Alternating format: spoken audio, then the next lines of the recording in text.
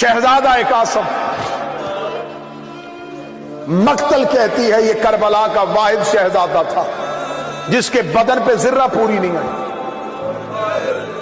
अरबों को पता ही नहीं था कि 13 साल का बच्चा भी मैदान में जाएगा। हजरत कासम के बदन पे कोई जिर्रा नहीं था। कुर्ता पहन के कासम घोड़े की जीन पे आया।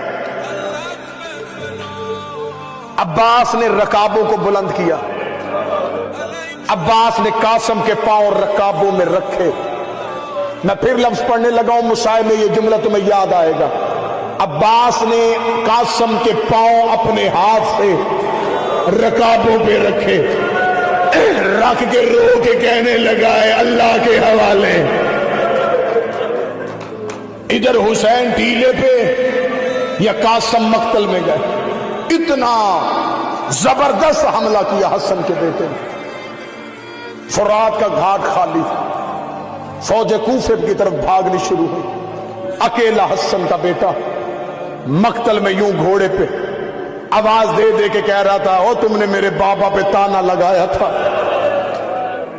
तुमने मेरे बाप को सफीर में ललकारा था, आओ हसन का बेटा तुमसे बदला लेने के लिए आया है।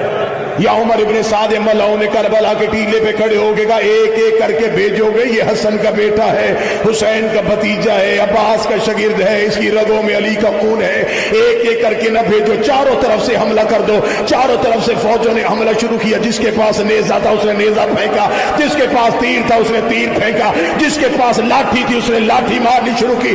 अब्बास घोड़े पे बैठे थे, अब्बास ने अपने घोड़े को दौड़ाया। हुसैन की आवाज आई, अब्बास कहां जा रहा है? रोक दम, मेरा चांद बादलों में छुप गया है, मेरे हसन की तस्वीर फौजों में घिर गई है। हुसैन ने फरमाया, अब्बास यही रुक है, ये वक्त हुज्जत के इम्तिहान का है। हुसैन टीले से उतरना शुरू हुए। हुसैन अभी टीले से उतर रहे थे। उमर इब्ने साद मलाऊ ने हुसैन को आते हुए देखा। इसने कहा, हसन का बेटा जीन से उतारो, मेरे सर पे कुरान रखो, गाजी की आदम की कसम है। हसन का कासम घोड़े की जीन से उतरा, कासम के पैर रकाबों में फंस गए। इन्होंने घोड़े को दौड़ाना शुरू किया। घोड़ा दौड़ रहा था, कासम अभी जिंदा था,